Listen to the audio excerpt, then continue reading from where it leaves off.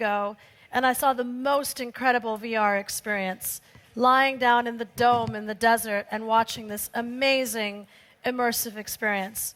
And I think VR is definitely the future of film. So right now we have Nicolas Alcala. He's from Madrid, and he's a filmmaker. You crowdfunded one of Spain's first crowdfunded films. And what is that film called? De Costra. Okay. And which is great. And you run a studio called Future Lighthouse, and the studio is actually between Los Angeles and Madrid. So they've actually just produced a film called Tomorrow. And I like to ask each of our speakers a really quirky fact. So Nicolas was telling me that one of the first films that he produced in VR was a car chase between a car and a motorcycle. And this was like a 100 miles an hour chase. And you had to get the shot. So he actually was in the trunk of the car with the camera going 100 miles an hour to capture that shot, which I think is really awesome. It's very cool. So with that, Nicolas, come talk to us about 10 no bullshit reasons why VR is going to change the world as we know it. I know what I've seen, and I really believe that. So, Nicolas. Thank you.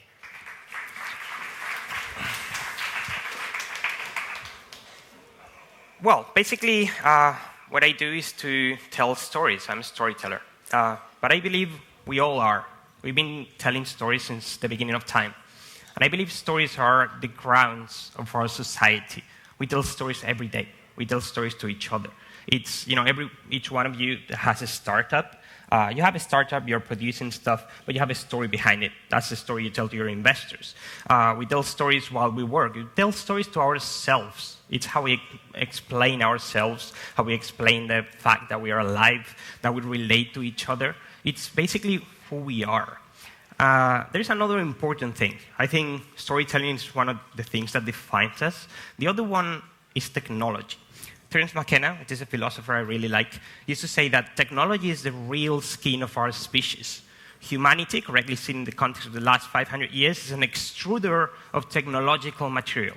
We take matter that has a low degree of organization, and we extrude, we put it through mental features, and we extrude jewelry, spaceships, gospels. It's basically another thing that defines us. We use technology to define who we are and where are we going to. That's amazing. So basically, I think thanks to technology, we're entering into the storytelling era. We tell more and more stories thanks to technology. All of you have a cell phone, a smartphone in your pockets, and we're tweeting, we're Facebooking, we are Instagramming. All of those are stories. Back then, it used to be only the guy at the bar who told the better joke or the most interesting story who got the attention. Now, we are becoming more powerful at this. We have better tools to tell these stories. And the thing is, from the beginning of time, I think technology have defined how we tell stories. Basically, at some point, we invented painting. This is technology. And then writing. And all these things started to shape how we tell these stories. The moment we started to write, it's very different from talking to you on a stage. We could be more profound, deeper in our thoughts.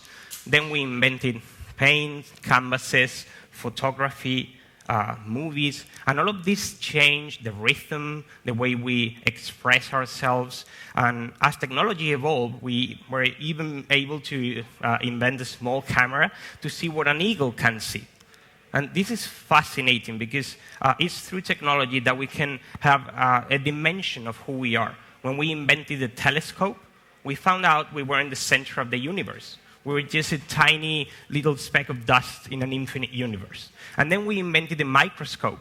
And it wasn't only an arm that we saw. It was a full world full of little beings that live in here. So it defines how we see the world. And basically, I'm in filmmaking. I make films. And for the past 100 years, we've been trying to create something like this, to make people have these kinds of expressions with no luck. Film is amazing. You can get people to be emotional, but never like this. We've never managed to find something that got people to react in such a way. I think the last time we managed to do this were the magicians of the 18th century. And it's pretty fascinating what this new technology called virtual reality is achieving. Basically, it's something that's close to magic. How many of you have tried VR? Can you raise your hands? Okay, not all of you. That's funny. So there's a quote I love from Chris Milk. He says that talking about VR is like dancing about architecture. It's really difficult for me to explain it to you until you try it. So the first thing I would recommend is that you try to find a VR glasses somewhere. Try not to try the one that's outside. That's not very good. Something better. But it's something incredible. Basically, the basics of this is you put some goggles in your eyes, and you see content, like you're watching a screen, except that everything you see, it's content. So it covers all your vision, and then you can move around, you can spin around, look up, look down, and everything you see is content. So you're inside the content. So when you shoot something with the camera, you're framing it. You're saying, this is what you are seeing, this is what I'm showing you. In VR, you shoot everything else, and it's the audience who decide where to look. And that's a huge change, because suddenly we feel like we're inside the content. This is what I think is one of the first reasons why VR is going to be huge. It's because of all those faces. It really makes people stay in awe. It's something that fascinates. So when you try for the first time, it's like being a kid again. You feel like a kid. It's like you can't believe that's actually that good. And the technology is really at this early stage. It's going to evolve in the next 5, 10, 15 years in an amazing way. But right now, it's capable of making you feel you are inside the content for real. So wonder, we have invented something that can create wonder. That's the first reason. Another one I really like, people is saying this is like a new technology, that is a new medium. For me, it's much more. It's a new language, something that will transform how we talk to each other, how we perceive the world. Terence McKenna, again, used to say that we evolve as fast as our language does, that we can only comprehend what we can put into words. He used to use an example of a tribe of the Amazon, which doesn't have a word to say tomorrow. They don't have verbs for the past. They don't use it. They don't understand what the past means because they don't have a word to describe it. They don't count. They only have words for 1, 2, and many. So concepts like 8 or 10, they don't understand it. So we need words to understand our reality. And what I believe is that VR is a tool that will provide new words for human beings. I like to use the example of psychedelic drugs. I don't know who of you have tried them, but it's common knowledge that when you try psychedelic drugs, they open doors for your perception. They allow you to see things further, to probably to even listen and feel and see things that you didn't even know you had inside your brain. It's why shamans used to use them to, see the future, see where they needed to go next, or how the gods were talking to them. And I think VR has this capability without all the secondary effects of drugs. It basically will allow us to create new universes, to create new words to understand new realities. This is an amazing thing to say, because it will eventually change how we see the world, how we see ourselves. It will allow us to create anything we can imagine, and anything that we can't imagine yet, but will arrive. It's a tool to create new worlds. I would say it's an extension of our brain. It's something that will allow us, at some point, for example, to share with you what I'm thinking. Eventually, right now, it's just a Google, a screen that you put in your eyes. But eventually, we will be able to wire it into our brains, and I will be able to give you access to my thinking, or to create worlds that I'm imagining in real time for you to connect there. We will be able to dream while we're awakened. Do all of you know what lucid dreaming is? It's this thing where you are conscious that you are dreaming and you can control your dreams. So basically, our dreams are like virtual reality. We are creating worlds in which we feel we are for real. When we dream, we actually trick the brain into thinking we are there. But we actually only can do that when we're dreaming. Now, in VR, we're going to be able to create worlds in which we can dive into and feel we're actually there. we will be able to extrude this and put it to somewhere else, somebody else. He will be able to dive into our dreams or into our imaginations. This will transform how we, as I said, talk to each other. This will transform how we perceive the world. Another thing that I really love about VR is that you can, not really now, but you will be able to touch.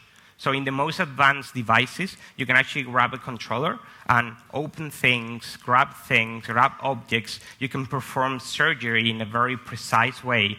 And eventually, thanks to haptic technologies, you will be able to feel what you're touching. So we're getting closer to really not being able to differentiate reality from virtual reality. That's not happening now. We don't need to worry yet. But eventually, in 20, 30, maybe 40 years, we will invent a virtual reality that is as real as reality. If you have seen or watched The Matrix, that's more or less what will happen eventually. And when that happens, it's going to be really fascinating because there's going to be, like on the internet, there's going to be people who will live in virtual realities for a long period of time. And it's really fascinating because at some point, if you can create a world that you can transport yourself to and spend there a few hours, and you feel like you're there, it might become a memory. That's the other thing that virtual reality is powerful about. It's what we call presence. It's when you feel you're in that virtual reality world. And you might have seen people experiencing VR, like a roller coaster, for example, and they scream. They scream because even though they know that's a video game, they're actually feeling vertigo. So it tricks your lizard brain, that part of your brain that will tell you, do not make a step forward there because that's a precipice. And you might think, no, I'm in VR. I know that if I do this, this is a solid ground. But your brain is tricked into thinking you are there. And as I said, it's in its early stage. In 10 years, you might not be able to differentiate it from reality. And as I said, what if you can travel back in time? Another thing that's amazing is that it's very social. It's one of the things that people is like challenging the technology the most. It's like, yeah, but you put the headset and you're very isolated. I always say that nothing's funnier and more social than to watch with your friends somebody who is watching something in VR. It's really fun to just watch somebody being very ridiculous and shouting and reacting to VR. But even within VR, it's going to be very social. Actually, 2 years ago, Facebook bought the biggest virtual reality company called Oculus for $2 billion, and they are building the biggest virtual reality social platform. You're going to be able to be inside the VR space with some people from all over the world connecting with them. You're going to be co-working with people in the same room, prototyping, creating things, and you might meet a coworker who lives in the other side of the world, and instead of just having a boring Skype meeting, you're both going to go to have the meeting in a Bali beach.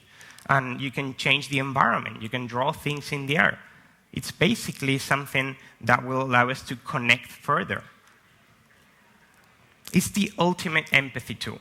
It's something that, because it's so real, it allows you to be in the shoes of anybody else. It's increasing the rate of people donating to NGOs when they try VR like crazy. Because really, it's the first time we can put ourselves in anybody else's shoes and feel like we are that person. So to travel to a Syrian refugee camp and see how that really is, it's an incredible experience. We also will be able to just watch the latest Brad and Angelina film. Well, probably not that anymore. But you're going to be able to be Brad or Angelina and feel it in first person. You're going to have the characters talking to you. And even more, if it's a real-time experience, not live action, but done in CGI like video games, you can actually have the characters to follow you with their eyes, to talk to you, to interact with you in an amazing way. If you add into this mixture some artificial intelligence, at some point you're going to be talking to characters in real time that will actually answer you. Another amazing thing that will change this forever is that it will not transform, but get UX and interaction design and user interaction back to nature. When we invented computers, what we did was just to take reality and put it on a 2D screen with layers. And that was cool. It's what we needed to use it with cell phones and computers. But now, in VR, since we're in a 360 environment, we can interact with things like we do in the real world. we can touch. We can have several screens around us. We can have different interactions. We have a line of the horizon. So it will bring UX and user interaction back to nature. And that's really cool, because we're going to be able to interact like we do in the real world. And as I said, I think the most powerful thing is that it's a time machine. It allows us to travel back in time, travel forward in time. Just imagine this for education. We can actually go to Rome 2,000 years ago to see how it was. We can dive into the human body to see how it works from within. We can go anywhere. Anything you can imagine, we can create it in VR with a very, very high quality, get you in, and make you feel like you're really there. And this will somehow transform our perception of time. Because if I can travel back in time and live for a few hours in Rome, for example, and my brain thinks I was really there, that becomes a memory. I have actually traveled back in time. It's a really powerful concept. Another powerful idea, you can watch movies on a 140-foot screen on the moon. I've actually done this with friends. So even for 2D content, for traditional films or for any kind of content, you can watch it in a VR space in a way cooler way than being on your sofa watching Netflix. And I would say this is the reason I became doing this. It's almost indistinguishable from magic. The first time you try it, if you're lucky enough to try an experience that is cool, not a really shitty one, but a good one, it's really like magic. It's something fascinating. I guess the people who watched or tried the first computer like 40 years ago felt like this. It's a piece of technology that will take us into the future. And as I said, I'm a storyteller, and that's the reason I decided to just quit film, not doing traditional films anymore. Because, since we've been evolving with technology and finding new ways to tell stories, I find virtual reality is the ultimate one. It's the most powerful tool for storytelling ever invented. And it will it will influence many, many different industries. But I think storytelling is going to be the biggest one. It's going to be the coolest one. And that's pretty much it. I just have 4 more minutes for any questions that you might have. Thanks.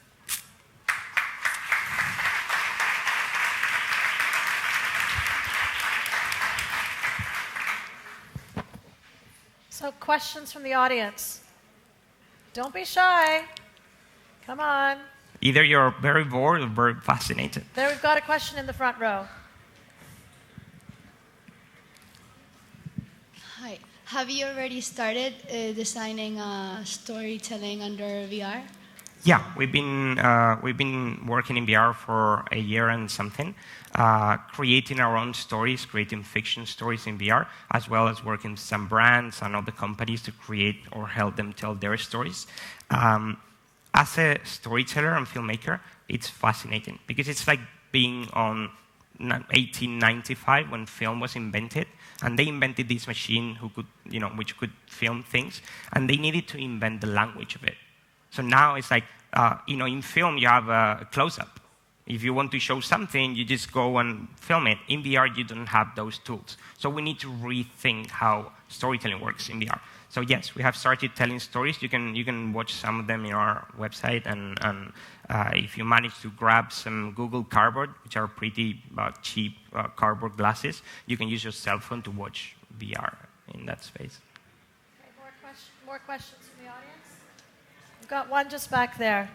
Do you want to stand up? Yeah. Say where you're from as well. Tell us who you are and where you're from. Oh, well, I'm business controller here in IFEMA. My name is Rafael Davila. I would like to know, you said that virtual reality is the ultimate empathy tool. I think virtual reality is going to change the paradigm of what empathy is, because we're not going to be connected physically to the people we're going to be interacting with. How do you think that will change how we interact with people personally? Do you want me to talk about now or the future? Because so right now I think it's just the fact that we can see what other people is seeing There's an amazing video by Jeremy Rifkin called The Empathic Civilization, and he says that empathy has shifted towards time. And at the beginning, it was, you had empathy towards your tribe, and the tribe next in the mountain next to you was the enemy. And then that shifted to religion, and then, if we're Christians, we are brothers, and then the enemy is the other guy. And then that was nations. Hey, we're Spaniards. We're brothers. I don't mind about your religion. And now we're jumping on towards the empathic civilization, where we will feel all part of being just human because of the internet, because of connectivity. So I think VR will achieve this goal of just, allowing you to just. It happens with the people who travel. People who travel often, they actually have visited many different cultures, and you accept them in deeper and more profound ways. So that's the beginning of it. As I said, I think at some point we will be wiring our brains into some kind of network in which we will be connected in VR worlds, and we will be able to share probably feelings and thoughts in a much more profound way than we can do in reality, just interacting with each other. So that's what I see for the future. I don't know when will that happen, but... Okay. Thank you very much. Thank you so much. Very cool.